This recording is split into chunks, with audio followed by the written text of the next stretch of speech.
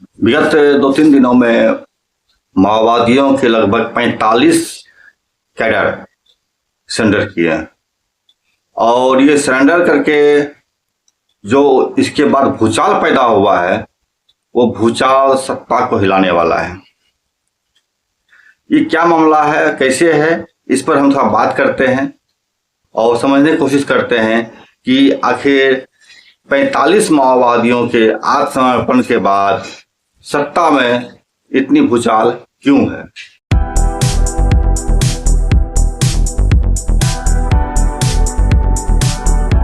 नमस्कार, मैं सवर भूमि से रोहित शर्मा। छत्तीसगढ़ में 45 माओवादी सरेंडर किए हैं। इसके पहले 460 के अधिक माओवादी पुलिस ने मार गिराई है। इसके पहले आपको पता है अमित शाह ने साफ साफ कहा था 31 मार्च 2026 तक पूरे भारत से माओवादियों को समाप्त कर देंगे। माओवादियों को समाप्त करने की बात तो ये बात की हो गई, अभी वो 31 मार्च 26 का तिथि आया भी नहीं है। इसके पहले ही अमित शाह के सुर ताल बदल गए। अब वो कह रहे हैं कि हम जो है रिटायरमेंट के बाद सीधा जाएंगे और ऑर्गेनिक फार्मिंग करेंगे, खेती बाड़ी करेंगे। मैंने तो तय किया है कि मैं जब भी रिटायर्ड हो जाऊंगा, मैं मेरे बाकी का जीवन वेद, उपनिषद और प्राकृतिक खेती के लिए खर्च करूंगा। एक ऐसा व्यक्ति जिसका इतिहास ही हत्या पर निर्भर रहा हो, केंद्रित रहा हो, वह व्यक्ति जो भारत में सैकड़ों माओवादियों को मारने का रिकॉर्ड अपने सर पर रखा हो, वह व्यक्ति जब ये कहता है कि हम रिटायरमेंट के बाद हम सीधा फार्मिंग करेंगे, तो समझने की बात है कि आखिर ऐसे हत्यारे के सुर ताल बदल क्यों गए। आखिर जो कोई माओवादियों के रणनीति को नजदीक से जानते हैं या समझते हैं या समझने की कोशिश करते हैं, तो वे लोग को अच्छी तरह पता है कि माओवादी अपने हर साथी से बहुत प्यार करते हैं और उनकी शहादत का बदला जरूर लेते हैं। वक्त चाहे जितना लगे, लेकिन माओवादी उनको छोड़ते नहीं हैं। अमित शाह ने मात्र 1 साल के अंदर माओवादियों के 450 से अधिक लोगों की हत्या किया है। उनके महासचिव बासवराज की हत्या किया है और ये सबसे बड़ी बात है कि जब महासचिव की हत्या हुई है तो ये माओवादियों के ऊपर बहुत सारे सवाल निशान लगा गए कि आखिर एक पार्टी जो माओवादी के महासचिव हैं उनकी भी हक बचा नहीं पा रहे हैं। पूरे भारत के इतिहास में, दुनिया के इतिहास में महासचिव की हत्या बहुत ही दुर्लभ घटना होती है। लेकिन जब अमित शाह ने बासवराज की हत्या किया है तो निश्चित तौर पर इस बात की 100% गारंटी है कि माओवादी अपने महासचिव की हत्या का बदला अवश्य लेंगे। इससे कोई नहीं इनकार कर सकता, कोई भी नहीं जो जवाबदेह है वो बच सकता। मैंने पहले भी कई बार कहा है अमित शाह खतरे में हैं और माओवादी उन्हें कभी नहीं छोड़ेंगे। भाजपा देश में जिस तरह की गतिविधि चला रही है वो मनुस्मृति लागू करना चाह रही है। इस गए बीते संविधान को भी वो मानने के लिए तैयार नहीं है। लोगों की शिक्षा को खत्म कर रही है। वह लोग जब इस तरीके से माओवादियों पर हमला किया है तो निश्चित तौर पर स्थिति अब ये हो गई है कि अमित शाह या अपनी भाजपा या मोदी सरकार की स्थिति जनता में भी अत्यंत ही लोकप्रियता को हासिल कर लिया है। माओवादियों का गुस्सा उनके प्रति अलग से बना हुआ है। ऐसे में जब 45 माओवादी एक साथ सरेंडर करते हैं तो सवाल जरूर उठता है आखिर ये 45 लोगों का सरकार, ये अमित शाह क्या करेगा। जब इसके सुर ताल बदल गए हैं तो ये भी सोचने वाली बात है कि इसका असर किस रूप में दिखेगा। 45 माओवादियों जो सरेंडर कर दिए हैं उनकी हत्या नहीं कर सकती पुलिस, इतना तो स्पष्ट हो गया है। फिर ये लोग क्या करेंगे? 2-3 संभावनाएं लगती है। या तो डीआरजी में या अन्य फोर्स में इसको रिक्रूट करके पुनः माओवादियों पर हमला किया जाएगा। दूसरी, इनको अलग अलग जगह सिविलियन में नौकरी दिया जाएगा। तीसरा, इनको निष्क्रिय बना करके छोड़ दिया जाएगा। किसी भी स्थिति में ये 45 माओवादी जो है देश में रहेंगे, इस सरकार के साथ रहेंगे, और निशाना जिस तरीके से बना है वह निश्चित तौर पर जो बासव राज के हत्यारे हैं वो निशाने में होंगे। एक महत्वपूर्ण चीज इस पर ध्यान देना बहुत जरूरी होता है, माओवादियों के साथ और पुलिस कर्मियों के साथ दोनों के ढांचा में बहुत ही बड़ा अंतर होता है। माओवादियों का जो ढांचा होता है उसके अंदर जो संस्कृति होती है, उसका जो अपना तौर तरीका होता है, ये चूंकि लंबे समय से डिवीसीएम के स्तर के माओवादी इसमें सरेंडर किए हैं, या फिर बटालियन के जो बटालियन नंबर 1 के जो कुछ गुरिल्ला है माओवादी हैं वह सरेंडर किए हैं। जब ये लोग सरेंडर किए हैं तो ये लोग हाईली पॉलिटिकलाइज्ड होते हैं। माओवादी इनका प्रशिक्षण बचपन से करती है और इनको प्रशिक्षण के साथ साथ इनके राजनीतिक चेतना का मान भी बहुत ऊंचा करती है। आप किसी भी समर्पित माओवादी से अगर बात करें, जैसे कि कई पत्रकार किए हैं, तो उनकी चेतना का स्तर भी बहुत ऊंचा होता है। और पुलिस तंत्र में किसी भी सिपाही का स्तर या निचले स्तर का जो होता है उसके अंदर में काफी राजनीतिक तौर पर मान नीचे होता है। जब ऐसे दो भिन्न राजनीतिक के मानसिकता लिए हुए व्यक्ति, ऐसे दो भिन्न राजनीतिक और संस्कृति को अपनाए हुए लोग जब एक साथ जमा होंगे तो उसमें जो है बहुत सारी समस्याएं पैदा होती है। 45 माओवादियों को रिक्रूट कर पाना इस सरकार के लिए बूते से बाहर की बात है।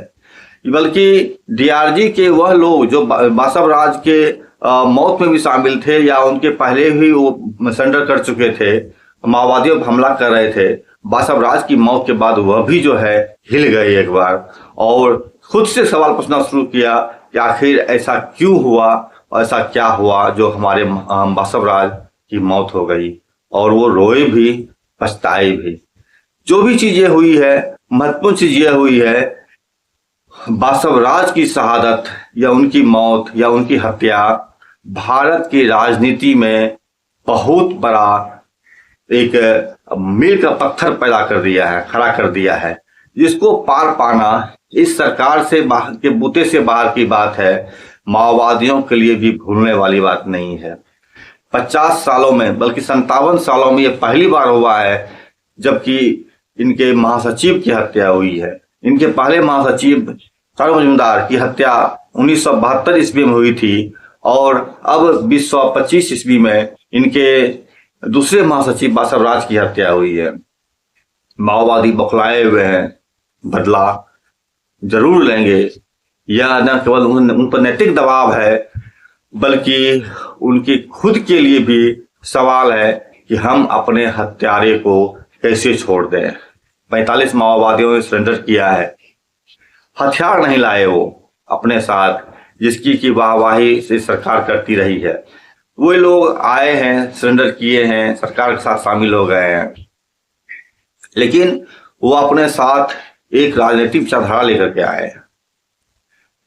ऐसे लोग जो एक भिन्न संस्कृति में पनपे बले हैं, जहां पर कि समानता का सिद्धांत है, समानता का व्यवहार है, समानता का बहुत सारा उसका तारतम्य है। जब एक ऐसे कम्यून से निकल करके ये लोग आए हैं जहां पर कि सामंती मिजाज वाले अफसरान मौजूद होते हैं, हुक्म चलाते हैं, तो उनके लिए समस्या पैदा होगी कि आखिर एक व्यक्ति जो सामंती मिजाज वाला है वो कैसे से हुक्म दे सकता है। मैं आपको एक फिल्म आई थी साउथ की, दलम द पावर, उसमें भी 22 माओवादी एक साथ आत्मसमर्पण करते हैं और पुलिस उनको एक एक कर हत्या करती है, बारी बारी से, अलग अलग बहाने से, और उनसे वहां के लोगों का जो राजनीतिक पॉलिटिकल पार्टी थी उसके विरोधियों की हत्या उससे करवाता था। जब ये इनकार किए, 3 लोगों की भी हत्या बुरी तरह कर दी गई अंततः एक मुठभेड़ में इन लोगों को ही मार गिराया गया और उसमें भी एक छोटा हिस्सा बच गया और पुनः वह माओवादियों के पास वापस लौट गया। यह फिल्म दिखाता है कि आत्मसमर्पित माओवादी केवल आत्मसमर्पण करते हैं, लेकिन उनके राजनीतिक मान कभी खत्म नहीं होते। उनकी राजनीतिक चेतना, जिसे माओवादियों ने उनके अंदर पिरोया है, बचपन से समझाया है और उनको बतलाया है कि आप और हम क्यों लड़ रहे हैं, जब वह ऐसे उत्पीड़क के बीच जाता है तो उसके अंदर उसमें समाना, उसमें अपने आप को एडजस्ट करना बहुत ही मुश्किल होता है। कम से कम इकट्ठा 45 लोगों का वहां जाना बहुत ही ज्यादा मुश्किल होता है समेटना। इस सामंती ढांचे में ये आजाद मानसिकता वाले 45 लोग कैसे टिकेंगे, ये भी एक सवाल है। दूसरी सवाल यह भी हो सकता है सरकार धीरे धीरे इसको ठिकाने लगा दे, मार डाले खुद से, अलग अलग मौके पर, अलग अलग बहाने से, अलग अलग तरीके से। ये संभावना भी ऐसे में एक बहुत बड़ा बहस है और शासक वर्ग खुद घबराया हुआ है। जब वो अपने आप को बोलता है कि माओवादी सरेंडर कर दे और सरेंडर जब उनकी पार्टी सरेंडर नहीं कर रही है तो व्यक्तिगत तौर पर आए हुए 20, 22, 45 लोगों का सरेंडर उनके लिए एक आधार बना हुआ रहता है वहां पर वापस लौट जाने का भी। इनको अगर सरकार इनको अपने ही सामंती मिजाज तरीके से हल करना चाहेगी, अगर निपटना चाहेगी अगर, तो निश्चित तौर पर ये विद्रोही मन, एक मार्क्सवाद लेनिनवाद माओवाद को पढ़ करके निकला हुआ ये लोग प्रतिक्रिया अवश्य देंगे। कहीं न कहीं डर तो इस बात का भी है कि ये लोग कहीं अमित शाह को ठिकाने लगा दें। यह भी समझ व्यक्त की जा रही है कुछ घरे में कि माओवादी ही प्लान करके इन लोगों को प्लांट किए हैं पुलिस के पास सरेंडर करने के लिए नाम पर, और यह लोग बदला लेंगे, उन अधिकारियों को मारेंगे जिसने उनके साथियों की हत्या किया है या उनके महासचिव की हत्या किया है। एक संभावना यह भी दिखती है। वैसे भी पुलिस का छवि समाज में कोई बहुत अच्छा नहीं है। पुलिस समाज में घृणित तौर पर देखे जाते हैं और जब किसी पुलिस की हत्या होती है लोग खुशी मनाते हैं कि भले मर गया, भले मर गया, भले मर गया, क्योंकि उनके बारे में स्पष्ट समझदारी होती है कि पुलिस या तंत्र जो है, ये पुलिस जो है गुंडे हैं, मवाली हैं और हत्यारे हैं, बलात्कारी हैं। इनका काम केवल यही करना होता है। अगर इस मानसिकता समाज के अंदर ये भरी हुई है तो इसके उलट माओवादियों के भी साथ एक मानसिकता बनी हुई है कि माओवादी कभी झूठ नहीं बोलते, माओवादी कभी हत्या नहीं, बलात्कार नहीं करते, माओवादी जल्दी किसी निर्दोष की हत्या नहीं करते, माओवादी सामंतवाद और पूंजीवाद और शोषकों की हत्या करते हैं। यह बात भी उसी तरह से स्थापित है। दोनों ही दो अलग अलग सोच के, चिंतन के धारा मानने वाले लोग हैं और दोनों की अपने अपने हथियारबंद इकाई है। और ऐसे में अगर एक धारा टूट करके दूसरे धारा के पास आती है, निश्चित तौर पर इसका एक असर होगा। या तो माओवादियों से आने वाला धारा का टीम जो है, जो बड़े पैमाने पर आया है 45 की संख्या में, हालांकि बड़े पैमाने नहीं बोल सकते इसको क्योंकि माओवादियों के बीच अभी भी हजारों, बल्कि 55-60 हजार के लगभग इनके पास में गुरिल्ला स्क्वाड होने की बात कही जा रही है। 55,000 के आसपास अगर है, उसमें से अगर इसके पहले भी 1000 जेल में जा चुके हैं या सरेंडर कर चुके हैं या फिर मारे गए हैं 450 से अधिक, तो भी इनकी संख्या 50,000 से ऊपर है और इससे कम नहीं है। ऐसे में ये जो छोटी इकाई आती है तो ये भी मामला बन जाता है, कहीं यह इकाई या तो पुलिस को सुधार देगी, पुलिस पर जो इस तरह से उनका हत्या करने, बलात्कार करने, माफियाओं के साथ संबंध कायम करने का जो सिलसिला है उस पर अंकुश लगाएगी, या फिर यह लोग उस तंत्र को खत्म कर देंगे जिस मानसिकता को लेकर के वहां से आए थे, जिस राजनीतिक थाउट को लेकर के, मार्क्सवाद लेनिनवाद माओवाद को लेकर के वो प्रशिक्षित हुए थे, और अब जब वो उस सामंती तंत्र में घुस गए हैं, पुलिस विभाग में आ गए हैं, तो अगर वो उनके साथ कहीं भी ऊंच नीच होता अगर है, ये आजाद ख्याल के लोग उस गुलाम मानसिकता वाले पुलिस तंत्र में समा नहीं पाएंगे, बदला लेंगे। मारेंगे और इस बात की संभावना बहुत बनती है वो वापस लौट करके अपने ही घर जाएंगे, मतलब माओवादियों के पास ही पहुंच जाएंगे। इसके पहले भी कई घटनाएं ऐसी घट चुकी है जहां पर कि माओवादी लोग गिरफ्तार किए गए हैं या समर्पण किए हैं और फिर वो हथियार, पुलिस का हथियार लेकर के भाग गए हैं या उनको ही मार डाले हैं। कुछ घटनाएं ऐसे भी सामने आई है जहां पर कि माओवादी खुद ही गांव के लोगों को समर्पण करने के लिए बोलते हैं और उसके माध्यम से वो वहां की सूचना, पुलिस विभाग के अंदर की सूचना को वो इकट्ठा करते हैं और बड़ी कार्रवाई को अंजाम देते हैं। माओवादी के महासचिव बासवराज की शहादत के बाद जिस तरह से एएसपी आकाश गिरपुंजे की हत्या उन्होंने किया, बम से उड़ा दिया, मुखबिर बने जो उसके ही एक मेंबर जो मुखबिरी के काम करना चाह रहे थे, करना शुरू किए थे, उनके ही परिवार के 3 लोगों को कत्ल कर दिया, मार डाला पब्लिक कोर्ट में। ऐसा भी नहीं है कि चुपके से आए मार के चले गए, बाकायदा हजारों लोगों का वहां पब्लिक कोर्ट लगाया, जन अदालत लगाया, उसमें बाकायदा बहस हुई, बातचीत हुई और लोगों के आग्रह पर इन तीनों की पीट पीट करके मार दिया गया। माओवादी डरे नहीं, माओवादी ना ही हथियार रखने के बारे में सोच रहे हैं अब है, क्योंकि महासचिव की हत्या के बाद तो उनके अंदर सीधा बदलाव आया है और वह सीधी सीधी अब तो शांति की बात भी नहीं कर रहे हैं। उल्टे अमित शाह अब खेती करने की बात कर रहे हैं कि हम अब खेती करने जाएंगे। अभी गौर करने की बात है 31 मार्च 2026 नहीं आया है, सुर बदल गए हैं, ताल बदल गए हैं, खौफ कहीं न कहीं अमित शाह की आंखों में अब दिखने लगा है, वो मारे जाएंगे। ऐसा माओवादियों की तरफ से जो हो रहा है, इसी संभावना बहुत ज्यादा बलवती हो रहा है। और अगर यह बात भी सही अगर है कि ये 45 लोगों को प्लांट किया गया है माओवादियों की तरफ से पुलिस के अंदर में, निश्चित तौर पर किसी बड़े हमले की तैयारी माओवादी कर रहे हैं। माओवादी खामोश अगर है, इसका मतलब है कि वो लंबी तैयारी, उनका जो सूत्रवाकी है दीर्घकालीन लोक युद्ध, तो वो भी एक उनका प्रक्रिया है। लंबे समय तक इंतजार करते हैं और सटीक निशाने पर सटीक प्रहार करते हैं। अमित शाह की आंखों में भी आप खौफ देख सकते हैं जब वो खुलेआम भागने की तैयारी कर रहे हैं। मैं तो खेती गृहस्थी करने जा रहा हूँ रिटायरमेंट के बाद। रिटायरमेंट कब होगा उनका ये कौन जानता है, कहीं माओवादी ही उनको ना रिटायर कर दे और खेती करने के लायक ही न बचे। खैर जो भी होगा, इसमें खुश होने की बात नहीं है इस सरकार के लिए, अमित शाह जैसे गुंडे मवालियों के लिए, कि वो जो है मनुस्मृति को इसी आसानी से लागू देश में कर सकेंगे और ना ही वो माओवादियों को 31 मार्च से 26 तक खत्म कर सकेंगे। लेकिन ये बात जरूर है, माओवादी भी रहेंगे, माओवादी तो रहेंगे ही रहेंगे।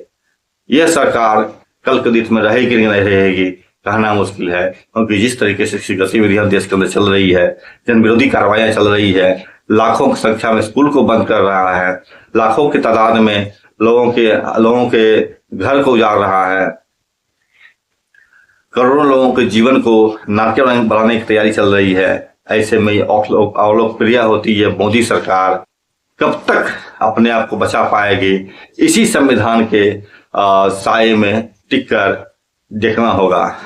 अगर आपको पुरानी कहानी याद होगा, कालिदास ने भी इसी तरीके से जिस पेड़ पर जिस डाल पर बैठा था उसी डाल को काट रहा था। मोदी सरकार की आज यही स्थिति है, वो जिस संविधान के सहारे इस देश की सत्ता पर आज विद्यमान है, जिस तंत्र के सहारे वह पुलिस बल, सुप्रीम कोर्ट या अन्य तंत्रों का इस्तेमाल करके इस संविधान को ही काट रहे हैं, कहीं वह धराम से धरती पर न गिर पड़े, खत्म न हो जाए। भागवत का 75 साल वाला साल का एक अलग मसला है, उस पर फिर कभी बात करेंगे। लेकिन तमाम परिस्थिति देख करके लगता है माओवादी अपनी गतिविधि में आगे बढ़ रहे हैं। अब वो ना शांति की बात कर रहे हैं, सरेंडर कर रहे हैं उनके लोग अगर, तो निश्चित तौर पर इस सरकार के लिए खतरे की घंटी है, वह आग से खेल रही है। अभी भी वक्त है वो माओवादियों पर प्रहार करना बंद करे। जनता के लिए जो मांग है उनकी मांग को सुनी जानी चाहिए और जो लोगों के अधिकार, लोगों के शिक्षा पाने का अधिकार, लोगों के घर का अधिकार, लोगों के चिकित्सा का अधिकार, लोगों के न्याय मिलने का जो अधिकार है, उसको ये सरकार सुनिश्चित करे, सुरक्षित करे। अभी भी वक्त है, वक्त तो हमेशा रहेगा, लेकिन खत्म हो जाने के बाद क्या रहेगा? यह देश देशवासियों का है, इसे ना तो कोई सरकार छीन सकती है, ना ही कोई तंत्र छीन सकता है। नमस्कार, मैं स्मार्ट से रोहित शर्मा। तो इसको आप लाइक कीजिए, सब्सक्राइब कीजिए, शेयर कीजिए और कमेंट कीजिए, हमसे जुड़े रहिए। नमस्कार।